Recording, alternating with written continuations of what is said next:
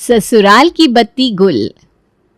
सीमा, मंजू, माधव, कृष्णा, कहाँ हो सबके सब? क्या है जी, क्यों शोर गुल मचा रखा है? आपका नाम मुरली है तो क्या पूरे दिन बजती रहोगे? देखो भाग्यवान, मैंने तुम्हें पहले भी कई बार समझाया है, एक बार और समझा देता हूँ। अपने नाम के साथ मजाक मुझे बर्दाश्त नहीं है। मेरा ये नाम मेरे पूज्य दादाजी ने रखा था और अपने नाम पर अभिमान है मुझे। खबरदार जो आज के बाद मेरे नाम को बिगाड़ने की कोशिश की। बोलिए ना बाबूजी, क्या बात है? माँ जी की तो आदत है बात बात पर मजाक करने की। आप क्यों उनकी बातों को अपने मन से लगाते हैं? आप हम लोगों को बुला रहे थे, बताइए क्या बात है? सही याद दिलाया तुमने। एक बात बताओ, इस घर में कोई पैसों का पेड़ लगाया है क्या तुम लोगों ने, जो मेरी जानकारी से बाहर है? क्या पापा बात बात पर पहलियां बुझाने लगता है? जो कहना है साफ साफ कहिए ना। पैसों का पेड़ कहीं होता है क्या जो हम उगा लेंगे? तो ये बात तुम लोग अच्छी तरह जानते हो कि पैसों का पेड़ नहीं होता, पैसे कमा कर लाने पड़ते हैं। तो फिर खर्च करने से पहले बुद्धि क्यों नहीं लगाते? पापा, इस घर में कुछ चवन्नी भी खर्च करता है ना तो उसे 10 बार आपका अप्रूवल लेना पड़ता है। हमें भी तो पता चले हमने ऐसे कौन से पैसे पानी की तरह बहा दिए जिसकी वजह से आप इतना नाराज हो रहे हैं। ये बिजली का बिल देखा है? इस घर में रहने वाले कितने लोग हैं, जरा गिन कर बताओ मुझे। 8 लोग हैं पापा। और बिजली का बिल देखो कितना आया है, पूरे 8,000। इसका मतलब इस घर का एक एक आदमी महीने में 1,000 रुपये बिजली की खपत कर रहा है। अब इससे पहले कि मैं तुम दोनों की तनख्वाह की बात करूं और तुम्हें शर्मिंदा करूं, अपनी फिजूल खर्चियों पर लगाम लगाओ। पापा, 8,000 का बिल? अरे लेकिन सर्दियों का मौसम चल रहा है, ना कूलर चल रहे हैं ना एसी। फिर इतना बिल आया तो आया कैसे? हम लोग तो सुबह 8 बजे ऑफिस के लिए निकल जाते हैं और पूरा दिन गधा मजदूरी करने के बाद रात को 8 बजे घर लौटते हैं। हमारे जाने के बाद इस घर में क्या होता है ये हम कैसे जान सकते हैं? मुझे ये सब कहानी नहीं सुननी, समस्याओं पर नहीं समाधान पर बात करो बेटा। एक ही तरीका है पापा, ऐसा करते हैं बिजली का ना कनेक्शन ही कटवा देते हैं, ना रहेगा बांस ना बजेगी बांसुरी। कैसी बात कर रहे हो भैया? बिना बिजली के गुजारा कैसे होगा? कौन से ज़माने में जी रहे हो आप? अरे सर्दियों का मौसम चल रहा है, बिजली की ज़रूरत क्या है? 4 महीने ठंडी पड़ने वाली है, ना पंखों की ज़रूरत है ना फ्रिज की। बस हो गया फैसला। मैं आज ही बिजली विभाग में जाकर अपना कनेक्शन कटवाने की अर्जी लगा कर आता हूँ। घर में बिजली रहेगी तो ये सास बहू मिलकर ऐसे ही फिजूल खर्ची करके हमारे जीवन पर डाका डालेगी ना। बाबूजी, आप तो बिजली का कनेक्शन कटवा दोगे, लेकिन ये भी तो बताओ कि घर में रोशनी की भी तो ज़रूरत होती है। उसका क्या जुगाड़ सोचा है आपने? अंधेरे में कैसे होंगे घर के बाकी काम? एक बात बताओ बहू, 60 साल पहले जब घर में बिजली नहीं पहुंची थी तब क्या लोग जी नहीं रहे थे? ऐसा समझ लो कि अगले 4 महीने के लिए तुम लोग एक ऐसे गांव में पहुंच गए हो जहां अभी बिजली पहुंची ही नहीं है। माधव, तू ऐसा कर, बाजार से जाकर तेल से चलने वाले लैंप लेकर आ। हालांकि बाबूजी की बिजली कटवाने वाली बात किसी के भी गले से नीचे नहीं उतर रही थी, लेकिन मुरली की बातों का विरोध करना मतलब अपनी खटिया खड़ी करवाना, इसलिए कोई भी उसके आगे बोलने की हिम्मत नहीं कर पा रहा था। उसी दिन शाम को मुरली बिजली के दफ्तर में जाकर अपने मकान की बत्ती कटवाने की अर्जी लगा कर आता है और अगले ही दिन बिजली वाले उनके घर की लाइट काट कर चले जाते हैं। अगले दिन सुबह, पापा मेरी स्कूल यूनिफॉर्म पर प्रेस क्यों नहीं कर रखी है? मैं ऐसी यूनिफॉर्म पहन के जाऊंगा तो स्कूल में फाइन भरना पड़ेगा। अरे बेटा, किसी को क्या पता चल रहा है कि तुम्हारी यूनिफॉर्म प्रेस है कि नहीं? कोई पूछे तो कह देना कि हाँ, मेरी मम्मी ने स्कूल यूनिफॉर्म पर प्रेस की थी। और देखो, तुम्हारे दादू ने बिजली कटवा दी है। अब बिना बिजली के तो कपड़ों पर प्रेस हो ही नहीं सकती, इसलिए चुपचाप जो कपड़े हैं वो पहनकर चले जाओ। चेतन और विकी दोनों आज पहली बार बिना प्रेस किए हुए कपड़े पहनकर स्कूल जाने के लिए तैयार हो रहे थे। दूसरी ओर, अरे छोटी, अब तो मैंने चश्मा भी लगा लिया, अभी भी कुछ समझ में नहीं आ रहा। ये गरम मसाला आखिर गया तो गया कहाँ? इस लालटेन की रोशनी में ढंग से कुछ नज़र ही नहीं आता। ठीक कह रही हो भाभी आप, बिना बिजली की रसोई में काम करना मुसीबत जैसे लग रहा है। कैसे रहेंगे हम लोग बिना बिजली के? मुझे तो कुछ समझ में नहीं आ रहा। अब समझ में आ रहा है तुम दोनों को कि तुम्हारे ससुर के साथ मेरी क्यों नहीं बनती? उल्टी सीधी हरकतें करते रहते हैं और सबकी जान मुसीबत में डाल देते हैं। खुद तो कुछ करना होता नहीं, बूढ़ों को बैठे बैठे बस ऑर्डर चलाने होते हैं, काम तो हमें करने पड़ते हैं ना। गुस्से में भिन भिनाते हुए तीनों सास बहू किसी तरह रसोई में खड़े होकर बच्चों का लंच पैक कर रही थी। अरे बस भी करो, जब से नहा कर आए हो तब से दांत ही किटकिटा रहे हो। अरे बेटा, सर्दियों में सर्दी तो लगती है ना, थोड़ा बर्दाश्त करना सीखो। पापा, कितने मजे से हम लोग रोज गीजर में नहाते थे। दादू को क्या जरूरत थी बिजली कटवाने की? मम्मा ने गैस पर ये छोटे से भगोने में पानी गर्म करके दिया, टंकी में से बर्फ जैसा पानी आ रहा था, पता है? कुछ हुआ ही नहीं एक भगोने पानी से। ठंडे पानी से नहला दिया आपने, मुझे तो अभी तक कंपकंपी छूट रही है। बिल्कुल ठीक कह रहा है विक्की तू, हमारे घर वालों को हमारी कोई चिंता ही नहीं है। बहुत आवाज आ रही है तुम दोनों की, क्यों शोर मचा रहे हो? कुछ नहीं दादू, मम्मा हमारे स्कूल का टाइम हो गया, हम लोग निकल रहे हैं। सुबह 10 बजे। अरे मेम साहब, पूरी कॉलोनी की लाइट आ रही है, आपके घर में इतना अंधेरा काहे को है? कुछ फॉल्ट आया है क्या आपके घर में? अरे नहीं चंदा, कोई फॉल्ट नहीं आया। वो बाबूजी ने हमारे घर की बिजली कटवा दी है। अब अगले 4 महीने ना ऐसे ही गुजारा करना है हम लोगों को, बिना बिजली के। क्या मेम साहब मजाक करती है क्या मेरे साथ? अरे हमारी बस्ती में भी बिना बिजली के कोई नहीं रहता, सबके घर में बिजली है। अब आप साहब लोग क्या हम बस्ती वालों से भी गए गुजरे हो गए? तू रिश्ते में मेरी भाभी लगती है क्या जो तेरे साथ मजाक करूंगी? जितना कहा है उतना सुन, बर्तन मांज और अपने घर जा। क्यों बिना बात दिमाग चला रही है? अरे मेम साहब, मेरे को ऐसा वैसा समझते हो क्या आप लोग? आपकी अंधेरी रसोई में खड़े होकर मैं बर्तन नहीं मांजने वाली। जब लाइट आ जाएगी तो मेरे को फ़ोन कर देने का, तब तक मैं गुप्ता जी के यहाँ जा रही है। अरे तुझे बताया ना कि हमारी बिजली कट गई है, हमारे यहाँ लाइट कभी नहीं आने वाली। तो कोई बात नहीं, मेरा हिसाब कर दो, चंदा भी आपके घर पर कभी नहीं आने वाली। बिना बिजली के रह सकते हो तो बिना नौकरानी के रहना भी सीख लो। चलती है मैं। अरे कैसे झेलते हो तुम इस नकचड़ी को? देखो बहू, जाती है तो जाने दो, अच्छा ही है। तुम लोग घर का काम खुद से करोगी तो तुम्हारी सेहत भी अच्छी रहेगी और 4 पैसे बचेंगे 100 लाख। कोई ज़रूरत नहीं है इस चंदा की चाकरी करने की। काम वाली के जाने के बाद घर की सारी जिम्मेदारी दोनों बहुओं के ऊपर आ गई थी। एक तो बिना लाइट के घर में कोई भी काम करना वैसे ही एक बहुत बड़ा सर दर्द था। दोपहर के समय दोनों बच्चे स्कूल से घर लौट आए थे। चलो बच्चों, जल्दी से हाथ मुंह धो लो, फिर उसके बाद मैं खाना लगाती हूँ। माँ की बात सुनकर चेतन और विकी बाथरूम में जाकर फ्रेश होने लगते हैं। तभी चेतन की आवाज़ आती है। मम्मा, चाची, बाथरूम में पानी क्यों नहीं आ रहा?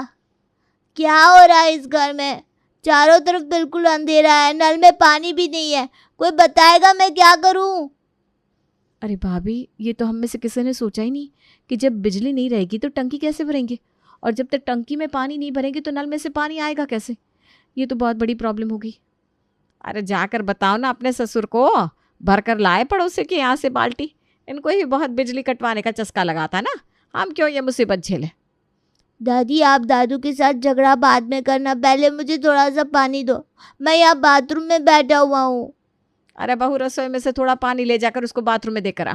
वो बेचारा बाथरूम से तो बाहर निकले, फिर करते हैं कुछ इंतज़ाम। इसमें इतना सोचने जैसी क्या बात है? घर में पानी नहीं है तो पड़ोसी किस दिन काम आएंगे? एक एक बाल्टी लेकर पहुंच जाओ सब लोग पड़ोसियों के यहाँ। घर में 8 लोग हो ना, 8 बाल्टी पानी ऐसे इकट्ठा हो जाएगा चुटकी बजाती। बिना बिजली के खर्चे के 8 बाल्टी पानी में पूरा दिन गुजर जाएगा हमारे बड़े आराम से। बाबूजी, अब ये कुछ ज़्यादा नहीं हो रहा? हम बाल्टियाँ लेकर पड़ोसियों के घर से पानी मांगेंगे क्या? अरे बेटा, अच्छा तो ये भी नहीं लगता ना कि कल को तुम्हारा बाप कटोरा लेकर सड़कों पर भीख मांगे। अगर चाहते हो कि तुम्हारे बाप का दिवाला ना निकले तो थोड़ा हाथ खींच कर काम चला लो। कोई और चारा तो वैसे भी नहीं था, इसलिए बेचारे पूरे परिवार वाले एक एक बाल्टी उठाकर मोहल्ले में अलग अलग घरों का दरवाज़ा खटखटाने लगते हैं और बारी बारी से एक बाल्टी पानी मांगकर अपने घर ले आते हैं। हाय सुषमा बहन जी, क्या बात हो गई? सुबह वो चंदा भी बता रही थी कि उसने आपके यहाँ का काम छोड़ दिया, कुछ दिक्कत है क्या? अरे अब क्या बताए बहन जी, पिछले कई महीनों से ना हमारा बिजली का बिल बहुत बढ़ चढ़ कर आ रहा था। कई बार हमने बिजली के दफ्तर में जाकर कंप्लेंट भी करी, लेकिन वो लोग सुनने को तैयार नहीं थे। और आप तो जानती है ना मुरली जी का गुस्सा, गुस्से में उन्होंने बिजली का कनेक्शन ही कटवा दिया। बस जब तक हमारा थोड़ा ये बिजली का सेटलमेंट नहीं हो जाता ना, थोड़ा सा आपको परेशान करेंगे। एक बाल्टी पानी देना पड़ेगा आपको। हाँ हाँ, क्यों नहीं बहन जी, पानी तो आप ले जाना, लेकिन ये बिल कम कराने का तरीका मुझे कुछ समझ नहीं आया। बिना बिजली की कैसे गुजारा करेंगे आप लोग? बस बहन जी कोशिश कर रहे हैं। जैसे ही पानी लेकर सुषमा अपने घर की तरफ जाने लगती है, पड़ोसन और उसके पति की हंसी की आवाज़ उसके कान में आती है। देख रहे हैं आप, मुझसे बातें बना रही है। अरे मैं बहुत अच्छे से जानती हूँ उन लोगों को, एक नंबर के कंजूस मक्खी चूस है। पैसे बचाने के लिए बिजली कटवा कर बैठे हैं और दोष दे रहे हैं बिजली विभाग वालों को। कल पानी लेने आएगी तो मैं दरवाज़ा ही नहीं खोलने वाली। हमने क्या ठेका ले रखा है मुफ्त पानी बांटने का? किसी तरह बेइज्जती बर्दाश्त करके परिवार के सारे सदस्य एक एक बाल्टी पानी लेकर घर आ गए थे। रात तो किसी तरह बीत जाती है। अगले दिन सुबह पहली बात अब ये सुन लो मम्मा, टंकी के ठंडे पानी में नहाकर मैं स्कूल नहीं जाने वाला। और दूसरी बात, ये जो कल आपने मुझे बिना आयरन करी यूनिफॉर्म पहनाकर स्कूल भेजा था, प्रिंसिपल सर ने 1000 का फाइन लगाया है। 1000 दो तो ही मैं स्कूल जाऊंगा, वरना ये फाइन आज बढ़कर 2000 हो जाएगा। आप जानते हो ना मेरे स्कूल में डिसिप्लिन कितना स्ट्रिक्ट है। सुन लिया आपने? माधव, लाइए 1000 रखिए बच्चे के हाथ में। हमारी गलतियों की सजा ये बच्चे क्यों भुगतेंगे? और हाँ, बच्चों की यूनिफॉर्म नुक्कड़ वाले धनीराम से प्रेस करवा कर लाइए। मेरे बच्चे को आज फिर से पनिशमेंट नहीं मिलनी चाहिए। अपने बूढ़ाओं को दो ये बच्चों की यूनिफॉर्म, वही जाकर प्रेस करवा कर लाएंगे। आ जाओ मेरे बच्चों, तब तक मैं बड़े वाले भगोने में तुम्हारे लिए पानी गर्म करती हूँ। मेरे पोते आज ठंडे पानी में नहाकर बिल्कुल नहीं जाएंगे। अरे आग लगे ऐसी बचत में, गैस खर्च होती है तो हो जाए, बच्चों को बीमार थोड़ी ना करना है। पत्नी को नाराज होते देख मुरली दोनों बच्चों की यूनिफॉर्म लेकर प्रेस करवाने के लिए जाने लगता है। तभी माधव और कृष्ण भी अपनी अपनी पैंट शर्ट मुरली के हाथ में थमा देते हैं। बाबूजी, अब आप धनीराम के यहाँ जा ही रहे हो तो हम दोनों के कपड़े भी प्रेस करवा लाना। हमें भी तो ऑफिस जाना होता है। अब बिना प्रेस करे कपड़े तो पहन कर ऑफिस जाएंगे नहीं। मुरली सबके कपड़े लेकर प्रेस करने के लिए निकल पड़ता है। प्रेस करने के बाद कितने रुपए हुए? 80 रुपये हो गए बाबूजी।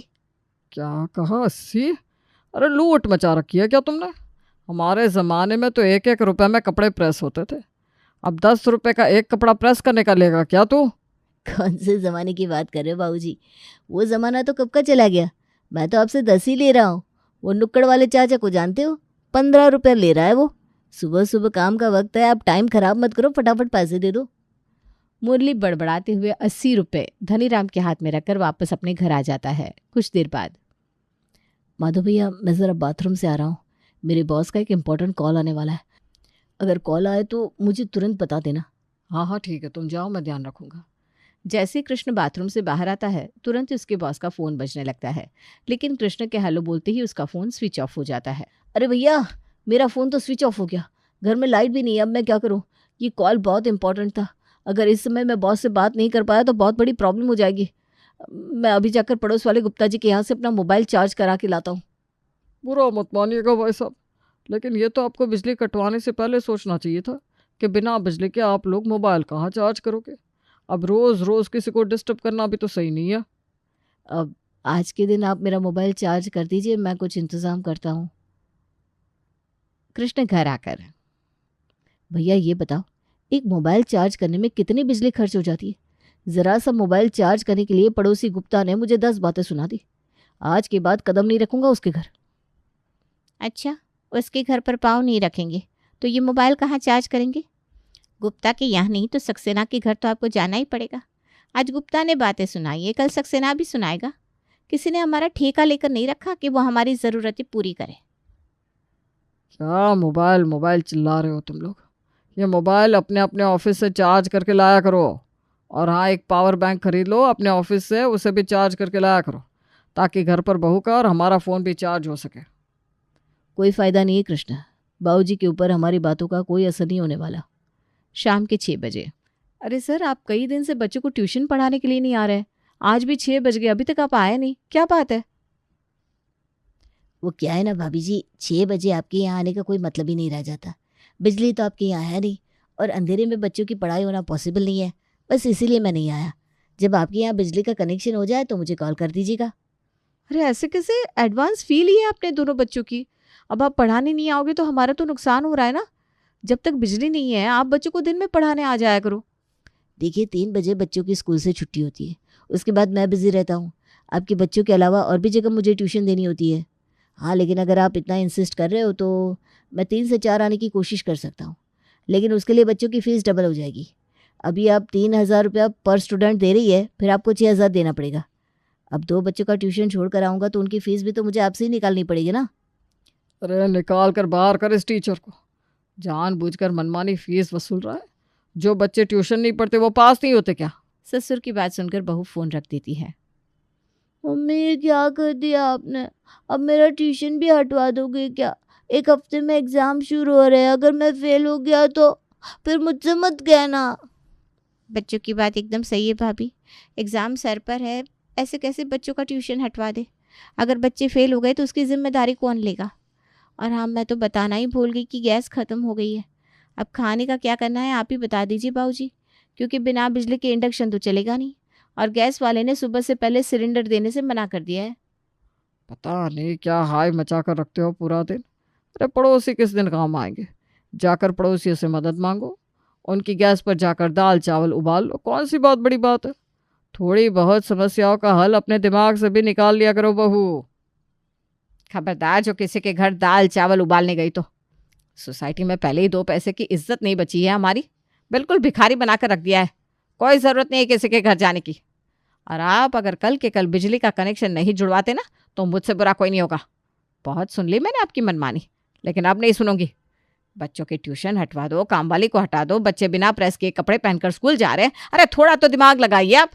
सास की बात सुनकर दोनों बहू बच्चे सास के समर्थन में बोलने लगते हैं, क्योंकि बिना बिजली के लालटेन लेकर घर के काम निपटाना और पड़ोसियों के घर बाल्टी लेकर रोज रोज पानी मांगने में उनकी इज्जत की भी खूब फजीयत हो रही थी। तभी कृष्ण और माधव भी ऑफिस से घर आते हैं। बाबूजी यही चाहते थे ना आप। मेरे बॉस ने आज मुझे ये पावर बैंक चार्ज करने के लिए सबके सामने टोका। पूरे ऑफिस में खिल्ली उड़ी सो अलग। बस अब बहुत हो गया। पूरे परिवार को अपने खिलाफ होते देख अगले ही दिन मुरली प्रसाद बिजली के दफ्तर में बिजली का कनेक्शन जुड़वाने के लिए पहुंच जाता है। पहली बात तो ये है बाबूजी कि हम सरकारी कर्मचारी हैं, आपके नौकर नहीं है कि जब आपका मन करेगा तब बिजली का कनेक्शन लगवाएंगे, जब करेगा तब हटवाएंगे। अब अगर बिजली का कनेक्शन जुड़वाना है तो 10,000 टेबल पर रखिए, उसके बाद इलेक्ट्रिशियन यहाँ से ही लेगा। वरना जैसे इतने दिन से बिना बिजली के गुजारा कर रहे थे ना आगे भी करते रहिएगा। मरता क्या ना करता। मुरली प्रसाद चुपचाप 10,000 बिजली वाले के हाथ में रखता है और उसके बाद वो उनके घर में बिजली का कनेक्शन वापस से जोड़ देता है और इस तरह से लौट के बुद्धू घर को ही आ जाते हैं।